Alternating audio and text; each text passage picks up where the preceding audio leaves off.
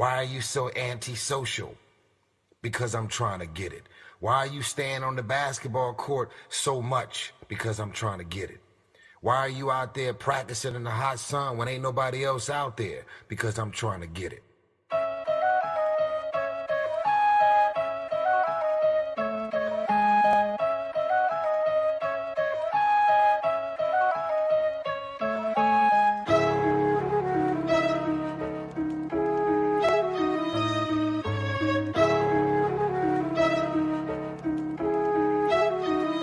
Storm.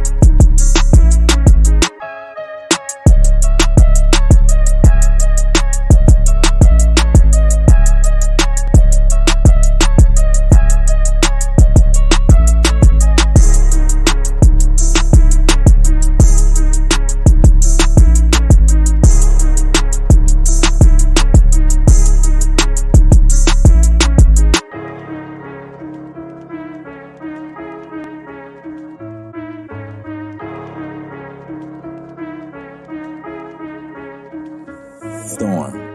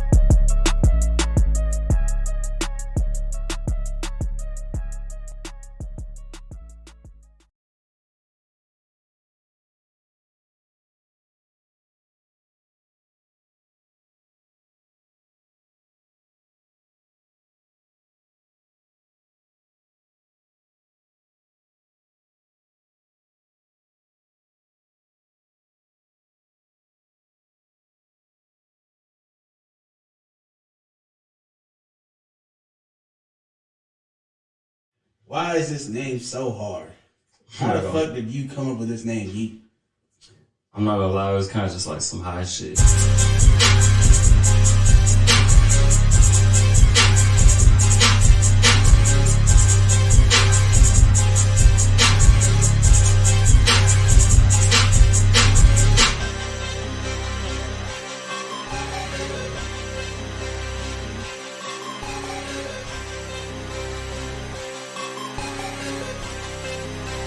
Storm.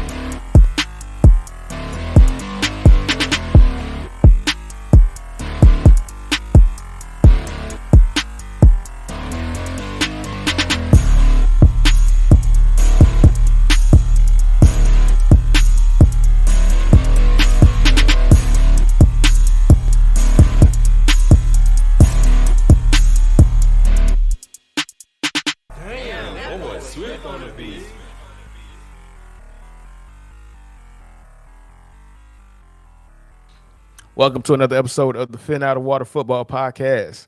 Football podcast from real people, made by real people, for real people, man. Rod, how you doing, my brother? My man, I cannot complain. It's another Saturday off. I'm chilling. Happy to be back on, man. All right, man. First things first, though, and I'm gonna remember this time, Rod. I need everybody who's watching this to like, comment, and subscribe to the channel. We need to grow. We want to be able to touch as much people.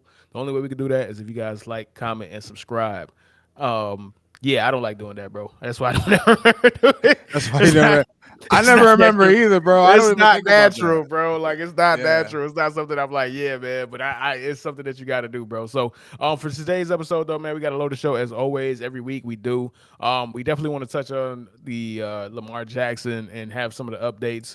There was a bombshell that happened. I want to say, was it Thursday or Friday? Was it Thursday? I think it was Thursday. Yeah, I think it was Thursday. Yeah. Where he went on Twitter and basically said that he requested a trade on March 2nd. And that had Twitter in a frenzy, that had ESPN in a tizzy, that had Fox Sports in a tizzy. So we're going to touch on that. We're going to react to a couple of report cards from CBS Sports in regards to teams from the AFC North and the AFC East, as well as the NFC North and the NFC East. Rod is going to go ahead and reach out and look at a couple of draft prospects that he's interested with the Dolphins that might be there for him at the second pick. I'm sorry, in the second round. And then we're going to go ahead and just have something that we're going to do every week, which is going to be the way too early predictions, bro. So this week we're starting with the AFC East Division champ, as well as who we think is going to be comeback player of the year, man. So first things first, though. Rob, man, how you feeling, my brother? I'm feeling pretty good, man. But if there's anyone who might not be feeling good, it might be Lamar. And I think he let the whole world know that on Twitter. Yes, And, yes. It has become quite the situation. Yes, he did, man. So, fuck it. Let's get right into it, man. So, first topic, man, Lamar Jackson trade request. It was news to a lot of people. It seemed like behind the scenes there's something that's been going on, but it's different when you realize that it's different when you see the person like say it openly, right? And it's very different when it's a all-pro MVP, not MVP caliber, MVP, like a legitimate MVP player, do this, especially at that position. So when I saw that, I was like, wow, it had to be really bad. Because say what you want about Lamar Jackson and how he's handling this situation and him not having an agent and whatnot, he seems like a very loyal dude. We're both from Broward County. Broward County dudes are loyal by nature. Like loyal to a fault. That's just how we are, right? Yep. Yeah. No. Speaking So it had to have been really, really bad for him to say not only request the trade, but risk that the backlash that he potentially risked. And based off of the replies and some of the reaction to it he got, which he knew was coming, to put it out there. But once you put it out there, there's no going back as far as letting the people like know that this is where it's at, bro. So when you saw that, when you saw the tweets, when you saw that, like what was going through your mind, sir? Well, I mean, man, it's kind of crazy. You would think in this day and age, right, in football, in the NFL, with the importance of the quarterback position, with how much onus we put on it, with how much, like, you can't do anything if you don't have a good quarterback in the NFL, Absolutely. especially a high-level guy. And then you have a guy in Lamar who was an MVP in his second year in the league, 36 touchdowns passing, elite rushing numbers for a quarterback that go beyond even Michael Vick. It was, dude, like the guy has already proven, and he's won a playoff game. He's won a division. Like Lamar has proven that he can be a force at the quarterback position in the NFL. And when you look at the talent that's been around him, I mean, people always talk about like, oh, who's going to want to go and play with Lamar? Like that was Baltimore wasn't giving him any weapons. Like who they went out and got Nelson Aguilar. Like what is he supposed to do? Nelson? What's he supposed to do with that, bro? What's he supposed to do with that? You know what I mean? So obviously there's a lot of frustration that he has been feeling. And when you consider the fact that he was the one who dropped this news, right? Because he doesn't have an agent. So there's no party, no camp to leak the information. So we got to hear it from the lion's mouth. And it's a shame that it's gotten to this point. And then when you think about it, the Ravens gave him that non-exclusive tag. So what it comes down to, they gave him that tag after he requested a trade. So obviously these negotiations, they've had 3 years to do this. They've had 3 years to figure this out. And the Ravens are showing, they're treating him like he's Kirk Cousins when he's proven he is far, far much better than that. And the crazy part is, I don't even think they're treating him like Kirk Cousins. Kirk Cousins got the exclusive tag. And it's one of those situations where to me, the difference between Kirk Cousins and Lamar Jackson is one team didn't actually believe in their quarterback, but they knew that they would rather be it could be way worse than to get rid of them, right? It could be way worse. I mean, that's the way to put it, yeah. Yeah, versus the Ravens, where they know that nobody's going to trade for you. We have all the leverage. And that's where everybody is saying that there obviously has to be collusion involved, because the other 31 owners have basically said, we are never, ever giving anybody a fully guaranteed contract unless his name is Patrick Mahomes, and he doesn't even have a fully guaranteed contract. So if Patrick Mahomes doesn't have one, and he's already somebody that could be potentially a top 10 quarterback of all time, and he's only been a starter for 5 years, then nobody else deserves one in their minds. And again, it's you are what somebody's willing to pay you, right? The Ravens are saying you're not worth a $250 million or $30 million contract fully guaranteed like Deshaun Watson. And they have an exclusive tag. And they have the backings of the other owners, allegedly. So I don't know where Lamar Jackson goes from here, dog. Like, you either don't play or you do play for $32 million. I don't think he's playing for $32 million. Nah, he's not playing for $32 million. Like, if I was him, I mean, I would have tried to work out something to where maybe he gets like a 3-year, $150 million deal, something to where he can kind of get his compensation and still, be a free agent by the end of it. You know what I mean? Something along those lines. But $32 million, I mean, Daniel Jones is making $40 million, and you want Lamar to make $8 million less than that? Like, come on, man. What are we talking about, bro?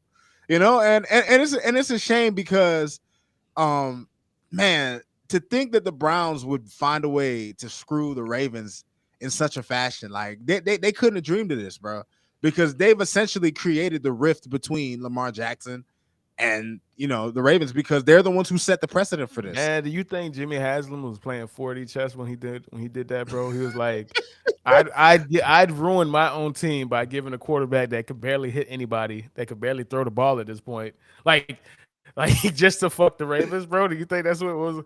You think that was at play here, dog? Like, dude, this man out there, he's a psychic, man. He has clairvoyance, bro. He foresaw this, bro. He foresaw this on his 8 ball. Oh my god, dog. So so this is crazy. So what we're gonna do? Let me just go ahead and let me go ahead and pull some of the tweets up, bro, so we can just reference the tweets or whatnot, dog. And man, dog. It's wild, brother. It's wild, my guy. Imagine this day and age we're in, bro, where now athletes just have this platform to where they could just spill the beans, dog. No longer do we have to wait for alleged reports. Like, he just laid it out in the fucking open. No reported trade request. He said, nigga, I wanted to get the hell out of here. Yeah, but that's where we are as hold on. Where the heck? Why is the shit not showing? Oh, you're looking for the tweets? No, I have the tweets, but okay, let's I'm gonna keep it real with everybody who's watching, bro. We are on something. I'm not gonna say the name of the actual thing that we're using, bro, but it is kind of broken. It's kind of how we're streaming is kind of bootleg, and I'm trying to remove the overlay or whatever for us, and it's not giving me the option, bro. This thing is ratchet.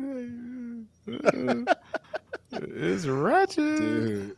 Hey, you gotta do what you gotta do, man. We're making it happen still. There it is. Boom. There we go. Man. All right, so I got the tweets up right now. Are you able to see the tweets? Yeah.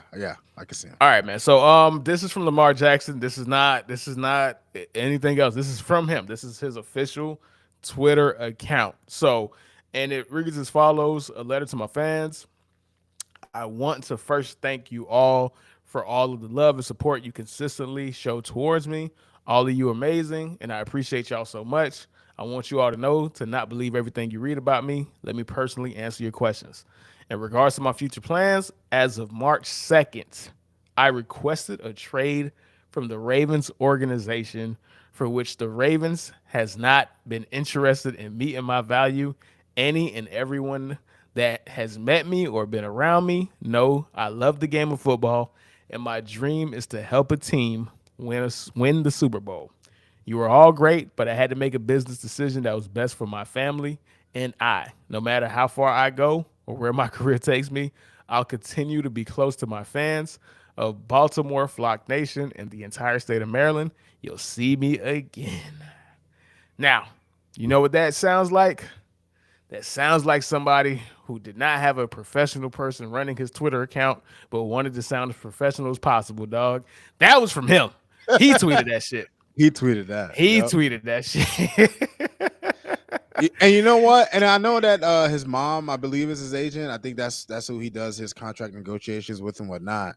But I think throughout this whole process, an agent might have helped him out a little bit. He could have used a little guidance. I know some people don't believe in that, but I mean, those people get paid for a reason. Like, I work in an industry where it's just like, do you want to do your own kitchen, or would you pay someone who does that to do it?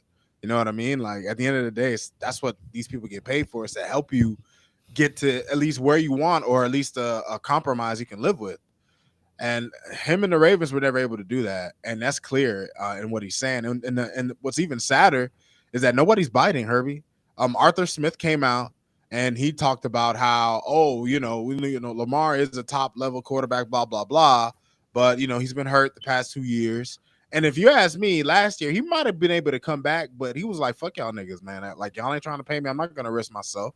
So, when you look at all those factors, he's in quite the situation. It's going to be interesting to see what happens in the draft. Maybe if a team that really needs a quarterback misses out on one of the quarterbacks coming in, maybe they might, fold and break and work something out. But man, what a situation. Nah, and thank you for bringing up Arthur Blank, because it's like when you hear Arthur Blank say, "Now we're not interested," he's been like, bro, you gave Michael Vick $100 million, bro, a record-breaking contract, bro, coming off. That's what I'm saying. Off of breaking his leg, bro. Like it. You can't say that these other owners haven't had back channels of like, we're never doing this again. It's not happening. Like, and this is the ugly side of football business, because a football player can never be a free agent unless a team wants a player to be a free agent. They have the right to franchise tag you. You know what I'm saying? So the best players don't actually get to hit the market. The best players don't actually get to set the market. Like even Deshaun Watson, right? Deshaun Watson technically was not a free agent. He was traded. He just couldn't play for Houston anymore, which inadvertently made him a free agent. And because of that, he got a contract that immediately was not good, bro, because it's not, you can't do that contract, bro. Good for him. More power to him. I'm happy for him, but a guy that didn't play for a year and had 24 sexual assault allegations on his name was still able to secure. Nah, it ended up being like 60 some allegations. He just went to court for 24. Fact. You're right. You're right. Serial. But 60 allegations was able to get a fully guaranteed contract, because that is a smidgen of what would happen to football if you actually have free agency. How these guys negotiated a franchise tag is beyond me, right? It's one of those things that sound good until it actually is into application. And because the owners always have more leverage than the players, they have never been able to get rid of it, dog. Like, that's just going to be something that's going to be there for the entirety of life, right? It is what it is. But to see this situation play out, because a player is never actually a free agent, you have this literally has never happened in the history of modern football where a player at the position of quarterback as good as Lamar Jackson is available and everybody is like, nah. It's unbelievable, bro. It's unbelievable, and everybody has their excuses and their reasonings. But ultimately, Lamar wants to get paid. And when you think about it, and this is the long-term view from not just ownership and organizations, but from even fan bases, right? You pay a guy $230 million guaranteed. What can you build around that? Like, he's gonna be in the same situation and he is in Baltimore everywhere he goes, because the team's gonna have to pay him quite a bit. And teams and fans, like, they look at that kind of thing. You know what I mean? And I'm not saying it's fair or not, but you know, I'm not gonna tell a man I'm not gonna tell you what you're worth, right? Only you could decide Absolutely. that, especially when you're someone with the accolades already. Like, yeah, he hasn't won a Super Bowl, but to win an MVP, I mean, when you talk about the pantheon quarterbacks, great quarterbacks, anybody in the history, you're gonna bring that up in any sport. So when he's already achieved that, when he's capable of achieving that even more, especially if you can surround him with talent, it's gonna be kind of hard to do that if you got to pay the nigga $230 million guaranteed, you know. But it sucks, man. It sucks that, you know, Lamar wants to be paid what he believes he's worth, and despite how desperate some teams normally are for a quarterback of his caliber, they're just not willing to gut their franchise for him. Bro, the thing about this, bro, the Atlanta Falcons, they have Desmond Ridder, bro. Like, how dare you say we're not interested in Lamar Jackson, bro? Your quarterback is Desmond Ridder. What the fuck are you talking about? Facts, bro. Get the fuck out of here. What are you talking about? Like, what are you talking about, bro? Like, this has to be collusion, allegedly. Like, that's it. That's the only thing that makes sense. These, like, from the other teams, from the other 31 teams, right? The only thing that makes sense is it's collusion. Like, they're working together to never, ever have another Deshaun Watson contract ever happen again. For the Ravens, it's either one or two things. It can't be anything other than these two options. Either they do not believe in Lamar Jackson because they see that he's breaking down, or they are a part of the collusion and know they have nothing to worry about. And they have all the leverage.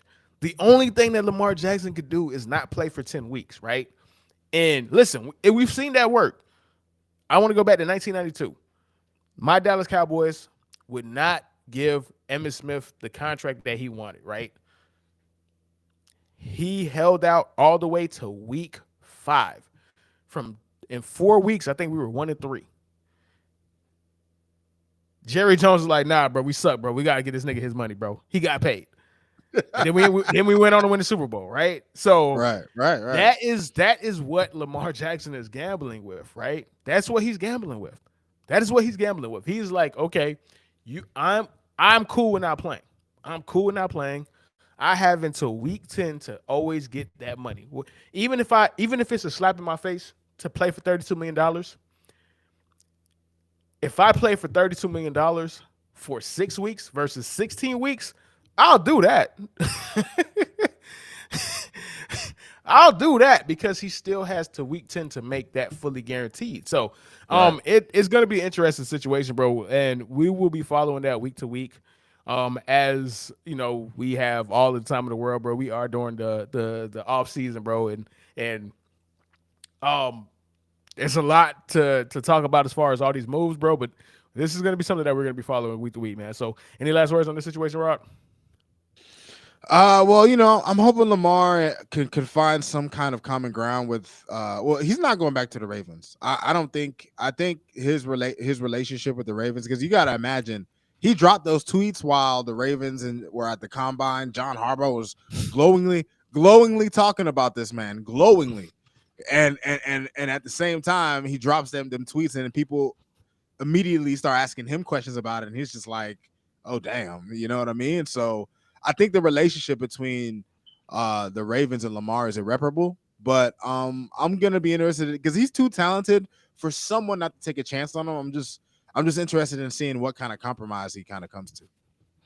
All right, man. We'll see, man. All right, man. So let's go ahead and go on to the next topic, and it's going to be a bit of a transition. So what we're going to do right now is we are going to, and hold on here. Let me see.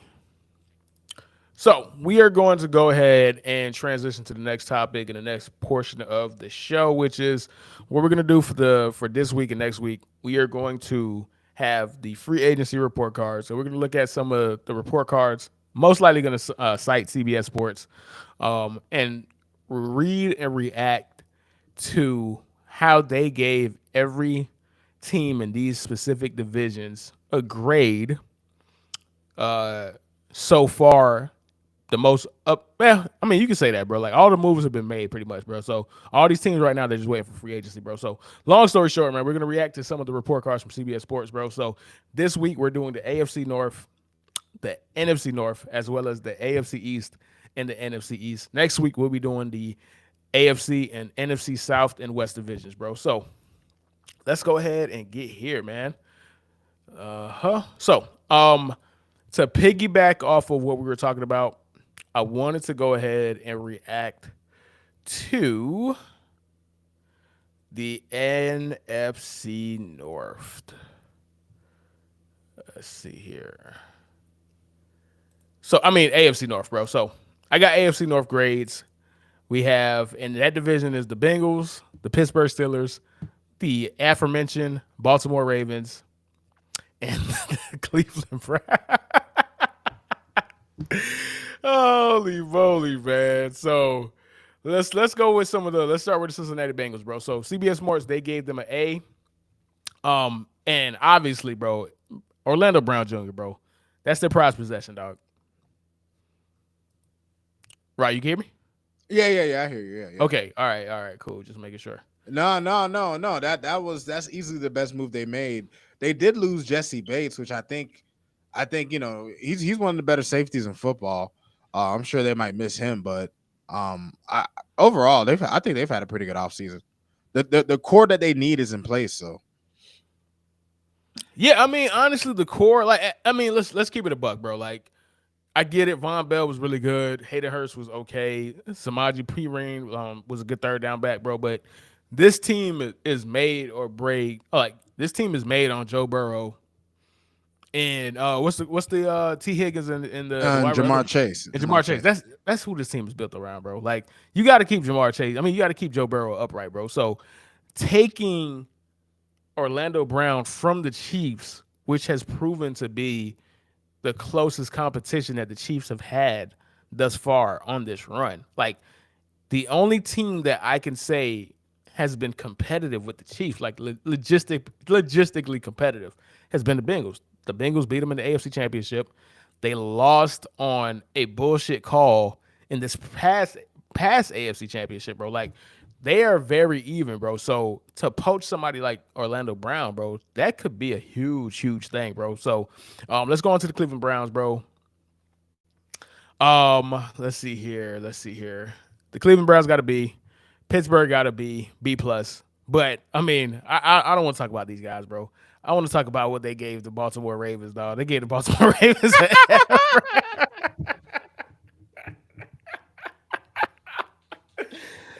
Yo, they held no prisoners. They gave them an F, bro. So let me read what they have, bro. In short, the Ravens offseason has been an utter disaster. It starts and ends with Jackson and his ongoing contract saga. Things went from bad to worse this week after Jackson publicly requested a trade. Baltimore's brass responded by reiterating desire to sign him to a long-term deal. Outside of Jackson, Baltimore hasn't done much. It released six-time Pro Bowl defensive lineman Calais Campbell, who signed with the Falcons. The Ravens traded Chuck Clark, a solid starting safety, for an undisclosed draft pick. Baltimore's biggest offseason signing so far was veteran wideout Nelson Aguilar, who caught just 31 passes for the Patriots in 2022, man. Woo, boy. Like, the Ravens have been really bad. Like, I have no idea what the Ravens have been doing, bro. What's their plan here, bro? They don't have a plan. They don't have a plan. good. They don't have a plan. There is no plan, Rod. Like you can't do this. You can't like your prized possession of free agency with all this traction, with all this player movement is Nelson Aguilar, dog. Unbelievable, dog. That's disgraceful. Like that's just no.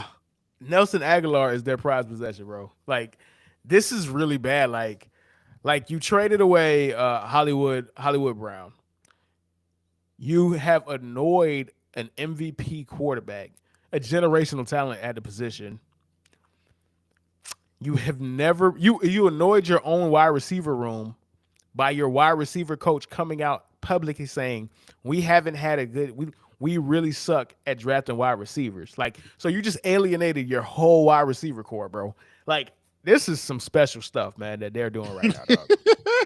It's so crazy because the Ravens for the longest time have been a model of consistency in terms of being a good, solid organization in the NFL for the past couple of decades. You know, like when you think about one of the teams that were able to compete with the New England Patriots with Bill Belichick and Tom Brady and the Peyton Manning Colts and teams like that, it was the Ravens. Like the 2000 Ravens is often considered with the 85 Bears as one of the greatest defenses of all time. So when you look at where they've come from, like how the organization, they won a Super Bowl with Joe Flacco, man. Like when you think about where they've come from and to where they are now, Herbie, to where they can be, where they're going to be a laughingstock of the league, especially if they don't sign Lamar back or find a way to keep him. What are they going to do? What's their answer? Brett Hundley? Like, yeah, dude, it's a good thing that you bring it up because like one of the things that I don't want to get lost in this is that the Ravens have been the model of consistency. Like the Ravens had such a good reputation of being a team that you want to go play for, play with. And that was built off of Ray Lewis. That was built off of Ed Reed. You know what I'm saying? That was built off of Terrell Suggs. That was built off of all these great players who played for them and had nothing but positive things to say about that organization. Think about this. Steve Smith spent the majority of his career with the Carolina Panthers, but he chose to be retired as a Baltimore Raven. And he was only there for like 3 years because he had such admiration for playing for them, the culture, the way he felt treated by that organization. And I know that Ozzie Newsome is no longer the GM. I know he has like a senior role with the team and like one of those Godfather positions where it's like you're not really there, but you have a title or whatnot. So I don't know if him not being there and them promoting Eric DaCosta as the full-time GM has changed things. I don't know. I have no idea. But your reputation shouldn't take a hit this fast. It shouldn't fall this hard. Nah, not at all. Not at all, bro. But in a way, it's their own fault. You know what I mean? I mean, they're the ones who they have all the leverage. They're the ones who want Lamar. They could give him the money. They could work something out, but they obviously, we don't know. We don't know the intricate details of what goes on behind the scenes. But obviously, they must have insulted this man. For this man to request a trade, they tried him. He feels like he's been tried. Of course, he feels like he's been tried because it's like in his mind, it is a slap in the face for everything I've done. Because at the end of the day, like I think this is one of the things that we not me and you, obviously. I'm not talking about me and you, but I'm talking about as the outgoing public, the viewing public.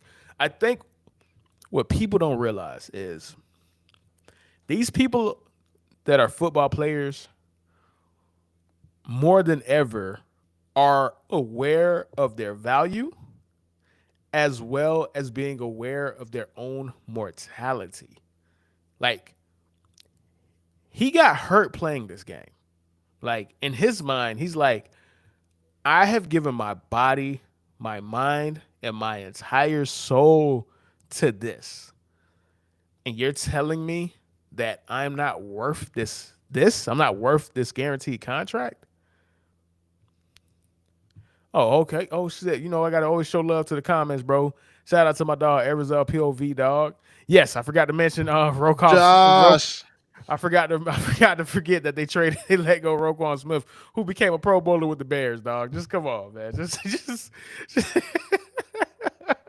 Nah, man. I mean, they're losing right now, bro. They are losing right now. Absolutely, Right. absolutely. So, like I said, bro, it's just one of those things where it's just like I don't think I've seen a team lose the love and the allure and the reputation. And speaking of that, this actually gives me a good idea. So for next week, you know what we should do? We should react to the NFLPA report cards for like how the players ranked all the teams.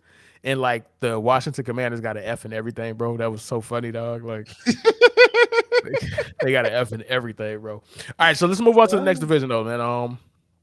Let's go to the NFC North, man. So NFC North, that is the Bears, Lions, Packers, and Vikings, bro. So let's look what CBS gave them for their report cards, man. So Herbie, and I don't mean to offend my boy Josh here, but this is just an interesting thing that just popped in my head. Yeah, go ahead. This could be, at least for me, maybe the second. Never. This is going to be the first time in my lifetime where the Lions could possibly be the favorite for the division. Like it's in play. It's in play, dog. Yeah, because it's in play. I'm not saying they will be like, the division. No, is like up for real, this is in play. Like, can you argue that? Like, think about it. Can you really argue that there's a significantly better team right now than the Detroit Lions right now in the division? Like, I mean, Minnesota, we know what Minnesota's cap is. They have the Kirk Cousins cap, right? Like as long as they have him, we know how far they can go. Green Bay, losing. Has Aaron Rodgers actually signed with the Jets yet? Like, I kind of just stopped. We'll get to that. We'll get to that, bro. But let me let me cycle through the comments, man. So I'll because I posted the comment, but I want to make sure that everybody sees it. So my boy Josh said that and he's agreeing with us. He actually says, I hope that the Detroit Lions wins it. And this is a Packers fan, bro. This dude, the Packers have broken my man, bro. It's so sad, dog. They have broken my homie, dog. They've broken this man, bro. And another comment, bro. Packers front office and beat reporters need to be humbled in all caps, man. So, yeah, but like, matter of fact, dog, you know what? I be forgetting this. I have so much stuff to do, bro. I be forgetting, bro. So yeah, I have all these things I got to touch and all of this, dog. Be cool if we like I had like I got an executive producer, bro. I can monitor this stuff. That'd that'd be very nice, bro. So yeah, but yeah. Oh, I'm sorry, Rob. I got caught up, bro. What Rob were you saying?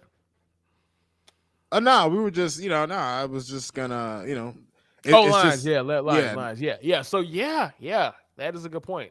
That is a good point because my entire lifetime as a football fan, like obviously they were much better in the early 90s and whatnot, because I mean it's been 30 seasons since they made a playoff game. Right. That's insane, bro. I'm 34, bro. No, it's been 30 seasons since they won a playoff game. Yes, since they won, because they made the playoffs with Stafford. Oh yeah. You're right. Yeah, of course. Duh. Like we played. My Cowboys beat them. And that was what, I want to say 2011, I want to say. But yeah. It's been 30 years since they've won a playoff game, bro. Yeah, something like that. That's something sick, ridiculous. Man. That's disgusting, man. That's nasty, man. That's nasty work, man. Nasty work. That's nasty work, bro. So let's go ahead and get into it, man. So yeah. So let's start off with this division. So they gave the Bears an A. Key additions, bro.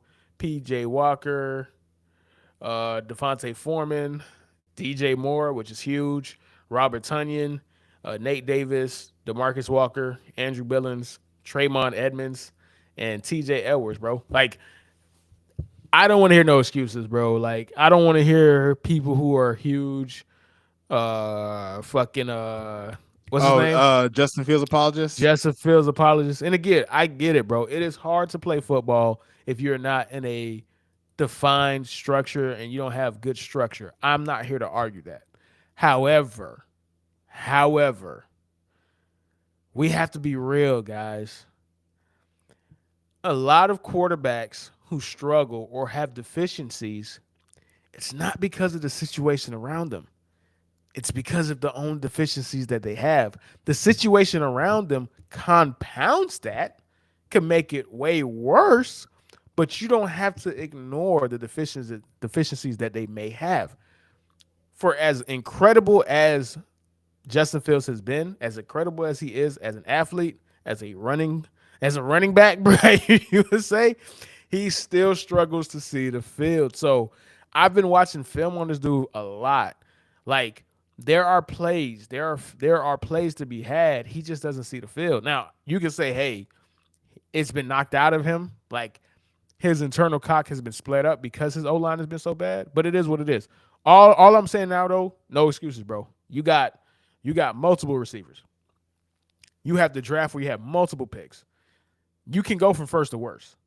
So we're gonna see if he's that guy. No, I mean when you look at his receiver situation now, you got DJ Moore, you got Chase Claypool. So now, the guy that they have, his name escapes me. I had his name. I know what you're talking about. It escapes me too, but I know who you're talking about. So Paul Mooney, the Mooney receiver, like when he was their number one, you could kind of understand that he might not have had a lot of options. Now he has those options. Now the offensive line, we're gonna see exactly how Chicago chooses to address this. But Josh with the comment about the Bears will suck forever. That's their deal. maybe Ditka was soul to soul for that Super Bowl, dog. Who knows? But as of right now, it looks like they're going to invest everything they have into seeing what they can do with Justin Fields. But we'll see, man. I can't say I see them over the Vikings or the Lions in the division, because of where they were. But they could definitely be a middle of the pack team, and I think listen. I'm not saying that they should be the favorite to win the division. To me, this is all about Justin Fields' development, right? Because Justin Fields is in a rare spot that he didn't ask to be put in. No player that is drafted to a team asks to be put in the position that they're put in, right? They can only thrive as good as the situation allows them to thrive outside of their own skill, right? So I'll be fair to that. However, this is a make it or break it year for Justin Fields, simply for the fact that Caleb Williams will be available next year in the 2024 draft. If Justin Fields does not prove that he is that dude, they have so much draft capital that they could remove off from him. There's people that's saying, I'm hearing people like Todd McShay, Daniel Jeremiah, who are saying that the Bears shouldn't have moved or traded and should have drafted Bryce Young. So that's just where we are with Justin Fields, bro. But let's go ahead and move into the next team, bro. So they got the Lions with an A. They gave him an A because they got David Montgomery, Graham Glasslaw, Cameron Sutton, Emmanuel Mosley, Gardner Johnson, re-signed John Kaminsky. Listen, I'm not gonna pretend I know anything about the fucking Lions, bro, and who these fucking guys are, dog. Like, I'm not that deep into the trenches, bro. I'm not gonna pretend, bro. The thing that they have going for them, Herbie, was that the coaching showed that they can make the best of the talent that they have. Facts. And that's going to be big for them. They lost Jamal Williams, which I think is going to be a big loss for them. But they proved that they could be effective with Goff at quarterback. So, all right, so let's move on to the next team, and it is the Packers, but we're going to skip. We're going to come back to that, bro. They gave the Vikings a C+. Some of the people that they have is Josh Oliver, Dean Lowry, Marcus Davenport, Brian Humphrey, bro. It's cool. It sounds like a C+, bro. Nothing amazing, nothing too crazy, bro. Sounds like it is what it is. Sounds like a C+, man. But let's get to the Packers, bro. And purely because my boy Josh is watching, and I would love to get all of the feedback that he has about this, bro. So the Packers are incomplete, bro. They didn't even give these niggas a grade. They didn't even man. give them a grade, Damn. bro, because they know that this is literally made or break. It is made by the incoming or on. Like you said it, bro. Why hasn't this man been traded yet, dog? Like that's so weird. That's so weird, bro. And just to verify, right? So, they lost Alan Lazard. They lost Randall Cobb, Robert Tonyan, Jared Reed, Dean Lowry. And this is what they wrote. Everything hinges on Aaron Rodgers. It's safe to assume the former MVP is done with the Packers after he declared his desire to play for the Jets in 2023. But what will Green Bay get in return? In the big picture, pivoting to Jordan Love is commendable It's time to see what the former first round pick has to offer. And his arm looked mighty fine in limited work last season. I know Josh is going crazy hearing that. Even so, the Packers have basically paused roster construction efforts until Rodgers is officially out of the picture. That means Love's future lines up still lacks needed upgrades and depth at wide receiver, tight end, and across the front seven on defense. Losing Rodgers' favorites like Lazard and Tunyon isn't backbreaking, but until they add anyone to fill the gaps, they're an incomplete unit. Man, Jordan Love. I mean, obviously they still have the draft to come up with, and assuming this trade still happens, they'll get a nice wealth of picks. But man, like the Packers are heading. Things look bleak right now, man. For Packers, things look bleak. Things definitely look bleak. And so Josh says they will drove his ass out for what, a third round pick. Watch. I mean, it would be hilarious if they trade this man for a third round pick, bro. It would be that would be incredible. That would be insane. That would be incredible. That would be insane if he got let go. If they traded him for a third round pick, bro.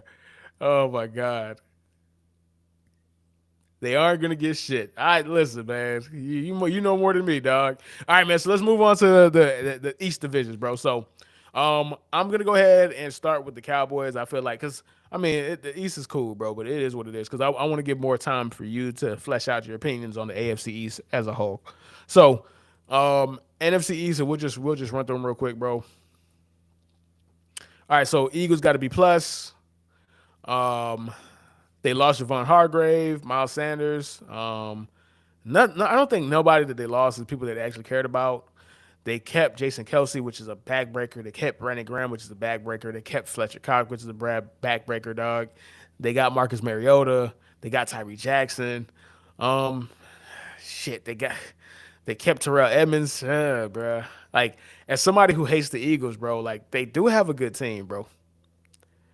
I'll come back to the Cowboys, bro. That roster's loaded, man. It's very loaded, bro. It is very loaded. Giants got to be.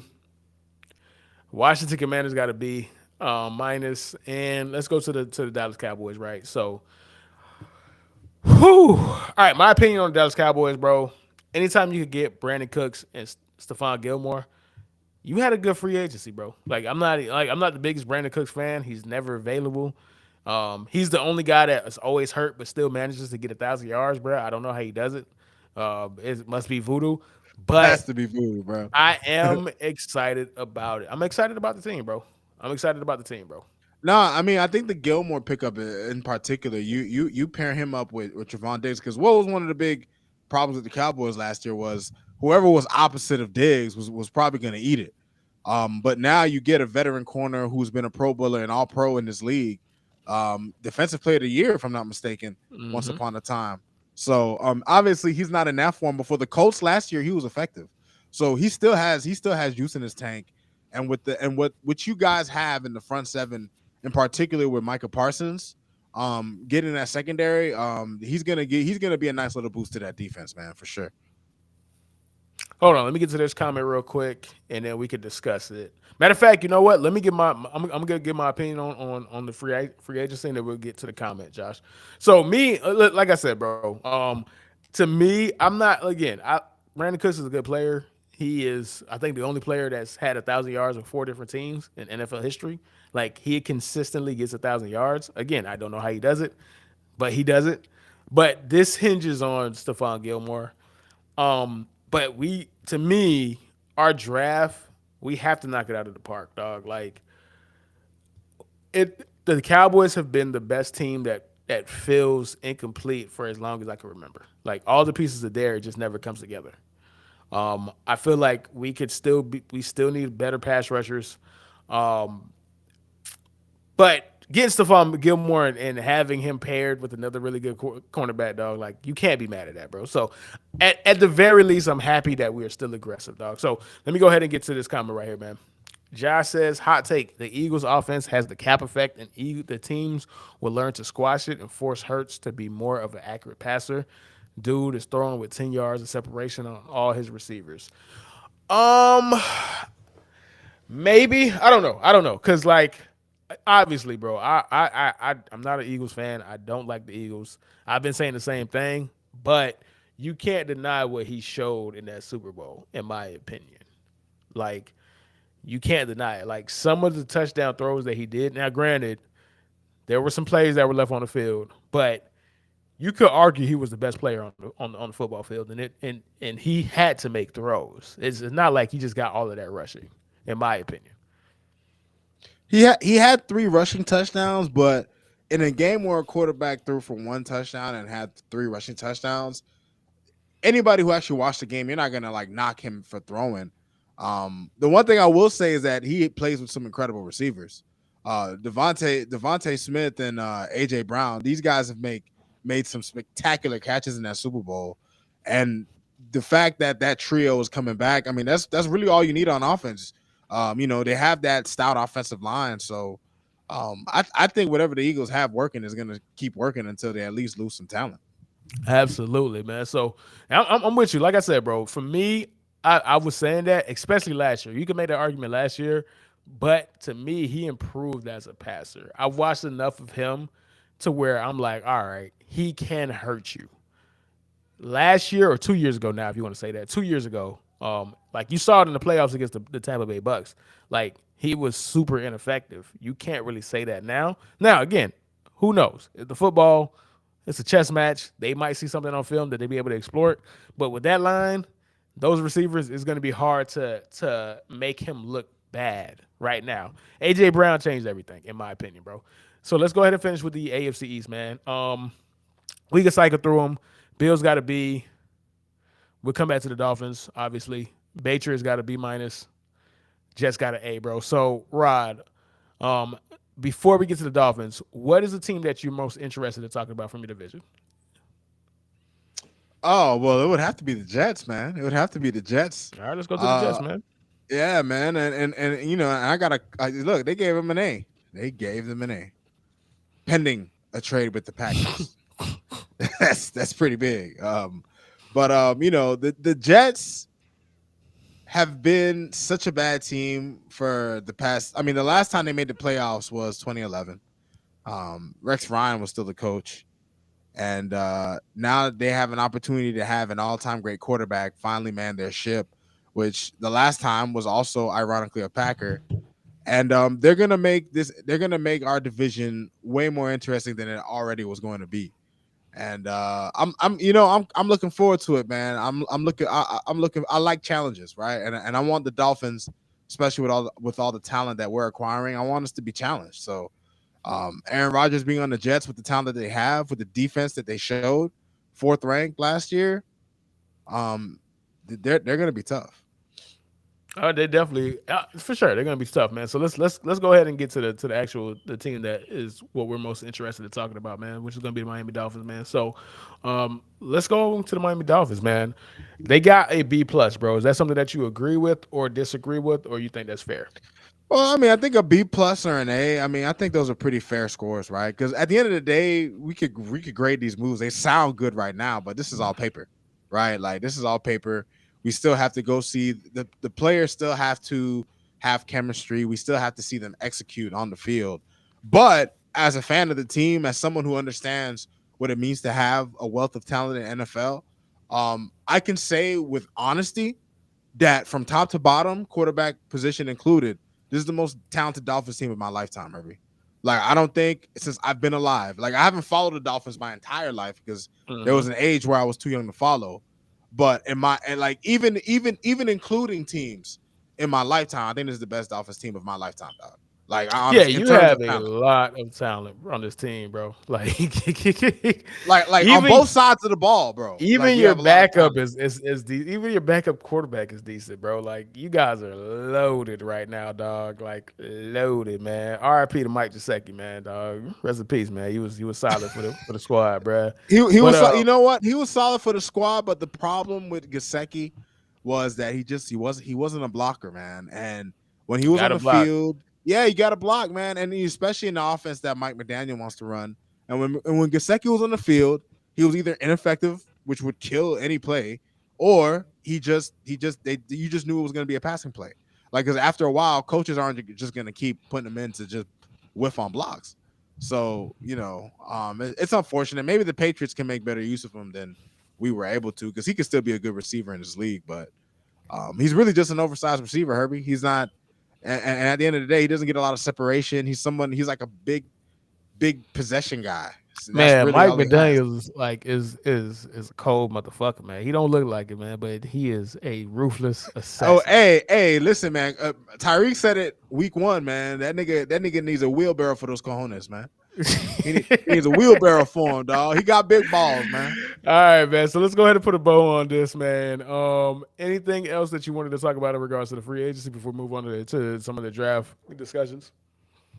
Nah, man. I think at this point, I think we've all, free agency is all we've had for football the past few weeks, man. I think we've covered everything that we could, All right, man. So let's go ahead and move on to the next topic of discussion, which is going to be draft season is here, man. Draft season is here, guys. Like fully, it's been here, but the draft is coming, and we are going to go ahead and start looking at some some players that we feel our team is going to take advantage of, or somebody that might be there for either of our teams, whether it's the Cowboys or the Miami Dolphins, man. So some of the players that we're going to look at is strictly people that Rod is focused on there. And next week, I'm going to have my players that I'm focused on.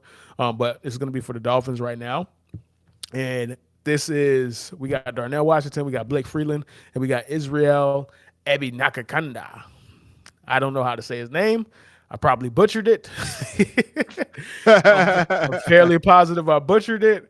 But what we're gonna do, man, we're just gonna go ahead and look at some of these players, man. So starting with Darnell Washington, man. So I got Darnell Washington, man, tight end, man, out of Georgia, dog. This dude seems like he has the potential to be an absolute beast, man.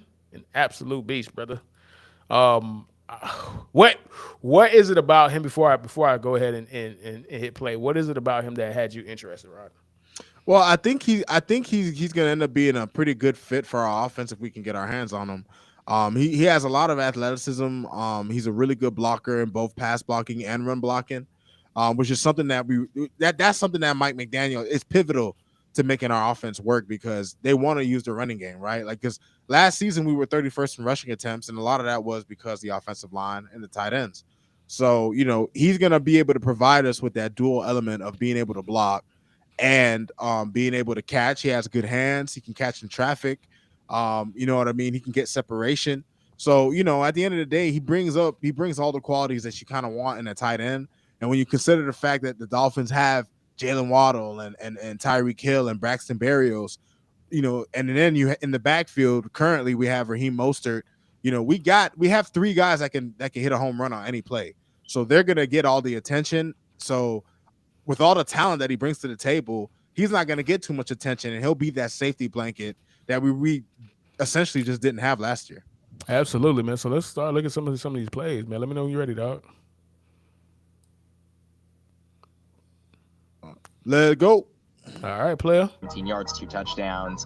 He didn't allow a pressure on his 28 pass blocking snaps. And there are matchups on tape that I watched against Gervin Dexter and B.J. Ojulari. Like, this dude isn't just like pass blocking, like blitzing safeties. He's pass blocking guys that are going in the top 50 of the draft. Like a tackle, like a freaking tackle. So I was like, yeah, that boy is big.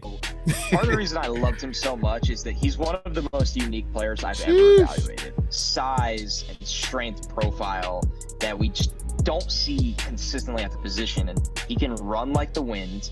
He loves to block. I mean, he moves people like a tackle, but he's built like a lab-created tight end. If Darnell Washington goes anywhere in the second round, it's an A+. Like, I just absolutely adore it. I just think there's not a lot of guys built like this that have the film that he does that can be your 6th offensive lineman. I genuinely mean that, your 6th offensive lineman. But, oh, yeah, he can also smoke your linebacker up the seam. Jesus Christ, man. That is a big boy, man. Man, oh, man, I'm hoping he falls to us, dog. That is a good pick, man. See, this is the problem, though. Like, it's kind of hard. Oh, yeah. It's kind of hard to, like, do the draft stuff because at a certain point, you don't want to fall in love with the player because you might not get him, bro. You might not get him, dog. Like, you might not get him. You know, the thing that helps our case for the Dolphins for the second round pick is the fact that it's a deep tight end class. Like I looked at like 7 different guys, Herbie. I looked at 7 different guys. You also have Dalton Kincaid. You also have Luke Musgrove.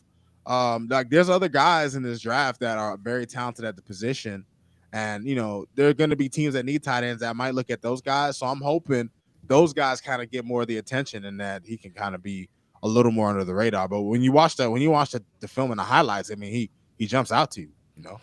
Absolutely, man. So let's go ahead and get to the next player that you were looking at, dog, and that is going to be, you know what? We'll do offensive lineman, and then we'll pivot to Israel, dog.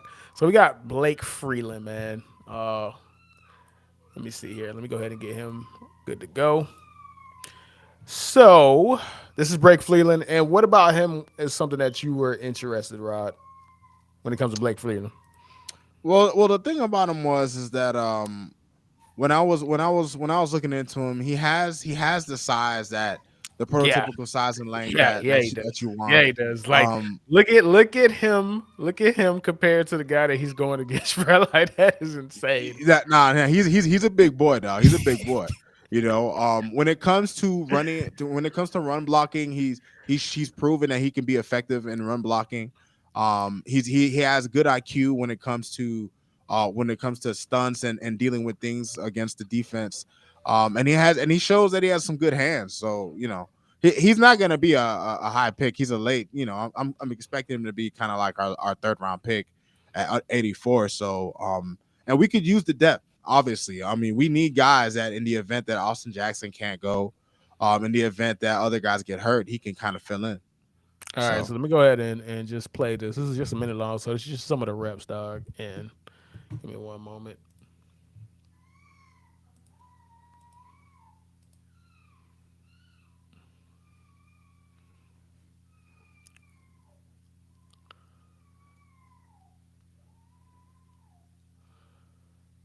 It's a big man, dog. Jesus Christ. That is a big man. That's a big boy, man. That is a big boy. You ain't trying to get hit by him, man. At all, dog. And he seems to be like, I can see that he might have an issue with some type of speed rushers. Like if you're really quick, you might get him because he's so big. Right. And you can see that he gave a couple of the inside positions. Like so, but those are things that are just little technique things that he could be able to clean up, dog. That dude is huge, man. Like I'm always like, I think we lose sight of how big football players are sometimes, bro, because we don't think of them that way. But that is a big, big man, bro. Like easily has to be 6'7" at minimum, dog. Like Jesus Christ, bro. Oh my God. All right, so that's Blake Freeland, and now something that I am more interested in, and it is some offensive skill position players, dog. So Israel, man, what caught your eye when it came to Israel? Abinakapkanda. You know what? I would try to say his name, man, but I wouldn't even do it, man.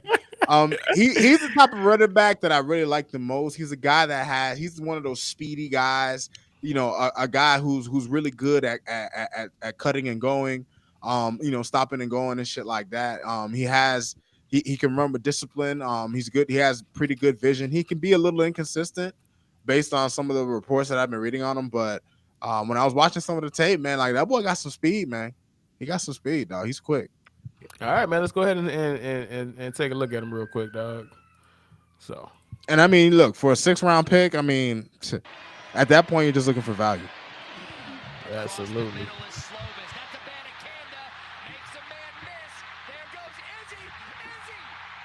Chief. And the way you guys have y'all offensive system set up, bro, you don't need anybody incredible. You just need somebody that can do this, dog. That's it. They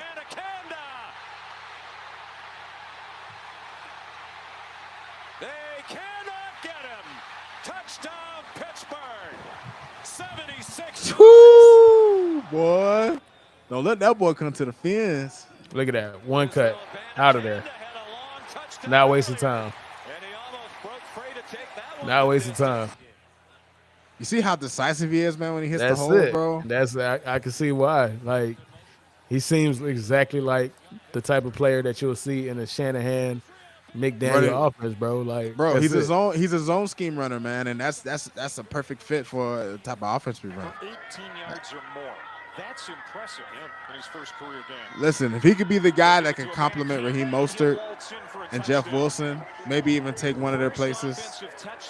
I mean, but I'd be the thing awesome. is, though, like you guys you've invested a lot in running back. So, do you actually see yourselves actually taking a running back? Well, if we do it, he'd have to be like 6th or 7th round pick. Maybe just to have someone else in camp to challenge somebody. Because I don't know if we'll keep Myles Gaskin or Salvin Ahmed. Like, I think we'll end up letting go of one of them. He out of there. Out of there, dog. Out of there, man. All right, man. So yeah. So I like it, man. Like I like it. Yeah. I like it. I like it a lot. Like, these are obviously some players that everybody seems that they're at play. If you had to pick between the three, who put your leaderboard right now and you rank those 3 players that we just looked at, who would you want in what order? The order I would probably the order I would want them in would probably be definitely Darnell Washington. I'd probably go with my man Israel, man, because his highlights always excite me. I guess it's the excitement factor when you watch a skill position player, and then Blake Freeland. But we'll see how it goes. I actually have Blake Freeland going in the 3rd. We'll see how that happens. There's other guys too. I mean, these drafts get deeper and deeper every year at certain positions, man. So, All right, man. All right, so we have a special request from my boy Josh, man. He told me to check out Marvin Mims, man. So that's what we about to do right now, dog. Let's do it, man. Let's go ahead and do it right now, dog. Let's see what Marvin Mims is on, bro. And this must be who he wants the Packers to get, huh? I mean, don't say that, because if you say this is what you want the Packers to do, bro, they're going to do the complete opposite, bro. So we're not going to put that in the universe, dog. We're not going to put that in the universe, dog. All right, so let's see what he got, man. What? Ooh. What? Hold up. You got to run that back, bro. Hold up. What? What? What the fuck? Oh my goodness. Ooh. The ball was caught. Marvin Mims. He's just gonna go in the slot. Jesus. You can see him in the slot when he's motioning across. Dunlap is he does a good job of collisioning him, and that's legal at the college level. Oh, wow. What? Wow. What a catch, bro. Goes on to the play is a first down. Level of difficulty 12.6. Oh my Okay, God. so as great as the catch was, there's something at the top of the route I don't like. You can see him in the slot, And that is right there. You're not supposed to let somebody get you off your spot like that, dog. You got a hand fight, bro. So that is something to pay attention to. But I'll deal with it if you can do this, bro. Like, if you can do this, I can deal with it, dog. Ooh. I'll put up with it, bro, if you can do that, dog. Is a first down. Level of difficulty 12.6. What a catch. If the Packers get a receiver now, I'll be hot as fuck, Down the dog. sideline for Mims. Climbs the ladder. That was a good That's play. exactly what they're going to do, Josh. Marvin Mims, but he snuck it out of the hands of Bernardo Green. I don't think they have a choice, bro. They don't have a never- choice. They have to, bro. Just despite error, bro. See, I like players like this, bro, because they don't need that much of a catch radius, bro. They don't need that much space, dog. Down the sideline. So they can be either a positive or a negative. You know what I'm saying? Because it's like, all right, you're making all these contested catches. Does that mean you don't know how to really create space? Right down the left side. But man, it's exciting. Gabriel wants a bunch, has a man. It's Mims. Got it. Shish. Down, Oklahoma. And CTV is not on the World Cup. It's been everywhere. Ubiquitous, you might say. Dylan Gabriel has a man wide open. All right, we need to. Mims just going to stroll into the end zone. Easiest touchdown. I mean, one thing about him, he's definitely a guy who's going to attack the catch point. He got some speed. A wide open guy. See, it's hard to gauge. He caught that one. No. Because the last 3 that we've seen, he's been wide open, and a lot of the best catches, he's completely covered. So it's gonna be hard to gauge, but man, I do like it. I would rather you have the ability and figure out everything else versus learning how to catch while covered in the NFL level, bro. So it's something that he seems to do already, bro, and that's, to me, that's a plus. No doubt. Dylan Gabriel uses his eyes, and then Marvin Mims just splits the corner and the safety and is all alone, perfectly thrown ball outside shoulder. Man, that Big 12 defense, man, is so bad, bro. Like, so bad, bro. All right, Florida State. There goes my team.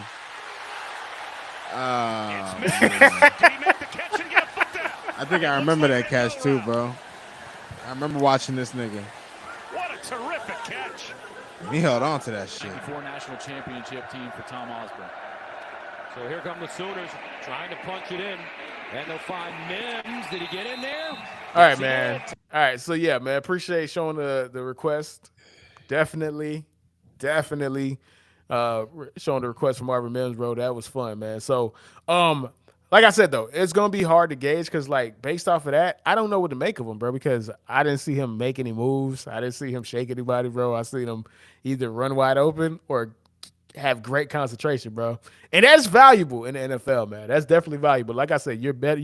I'd rather you have the skill to catch a hard catch versus not, because I can teach you everything else. I can't teach you how to catch in coverage. All right, man. Let me see here. Let me go ahead and run through my list for the Cowboys. Actually, hold on. I'll take that back. Do I still have it? I don't even have it. Yeah, it's fine. I was gonna put up my list, but we can do that next week. So it's not a big deal. Last thing though, before we go ahead and close shop, man, it is the way too early predictions, my guy. And that would be for the AFC. I'm tripping. AFC East Division champions, bro. Rod, I know where you're going. I don't even know why you want to start with this. Man. I had to get out the way. I had to, because I'm gonna be the most predictable one. I don't know why you're doing this, bro. Like we know what you're on, bro. Like you go first, man. You already know where I'm going. This is assuming the Jets go. Aaron Rodgers goes to the Jets. Even if Aaron Rodgers goes to the Jets, I'm not changing minds. For whatever reason, I'm still gonna go with the Bills. And again, it's not like the Patriots where they have Tom Brady, so I'm not betting against Tom Brady, right? I just feel that the Bills right now have the number of the teams within the division, and anything could change. You've seen how they fell off a map towards the end of the season.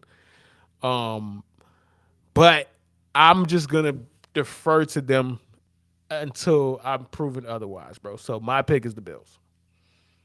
Nice. That's a nice safe pick to make. This nigga said nice safe pick to make, dog. This nigga, but you know where I'm going with this, I know man. where you're going with this, dog. You just wanted this topic so you can flex, bro. Like, we know, man. We know. Way too early division winners of the AFC East. The Dolphins, man. Come on. Why? Man. Tell the people why, Rob. Tell the people why. Well, at the end of the day, here's the thing, right? Last season, the Dolphins were able to do something that I've been waiting for them to do for several years, and that is at least build some kind of a culture. Whether this culture will take us anywhere, we'll see next season. But as of right now, the Dolphins are building something like that. We already had the offensive side of the ball taken care of in place. We were 6th in yards last year, and that's with Tua missing several games. So when you look at we're having a second year of this offense, there are going to be improvements made, things that didn't work that were taken out. Mike McDaniel's a smart guy, so I expect the offense to be even much improved. And then when you look at the defensive side of the ball, which was where we really hurt last year, we were like a bottom 6, bottom 7 defense. You add a guy like Vic Fangio, who his last 5 defenses were top 10 defenses.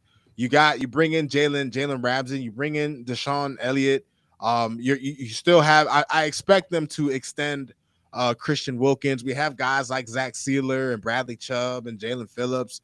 Signed David Long. Like, we've made so many improvements to that side of the ball. getting Brandon Jones back, getting Xavier Howard healthy. Like, we have enough talent on the team to compete against the Bills, to compete against the Jets. It's just all about execution. And that's all it's going to be about. But I think we will be able to execute, and I think the Dolphins will be able to take the division. I mean, listen, you talk a good game, but with that, you know what my man said, bro. With great power comes great responsibility, dog. Absolutely. And you have a responsibility to win this division, or everybody who hates the Miami Dolphins will be throwing eggs all across your face, Mr. Rodman, dog. Oh, hey, listen, man, I'm ready for it. I got my umbrella. Baby Z. All right, Baby Z. We got Baby Z in the building. Say hi, Baby mama. Z. Say hi. And with that, man, we're going to go ahead and close shop, man. Thank you for another episode. Say hi, baby. Yeah, you saying hi. And we'll see y'all next week, man. Phin Outta water. Next week, same thing. Not the same time. The times are always going to be different. Same bat day, same bat channel. Exactly, man. So we'll see you later, man. Deuces.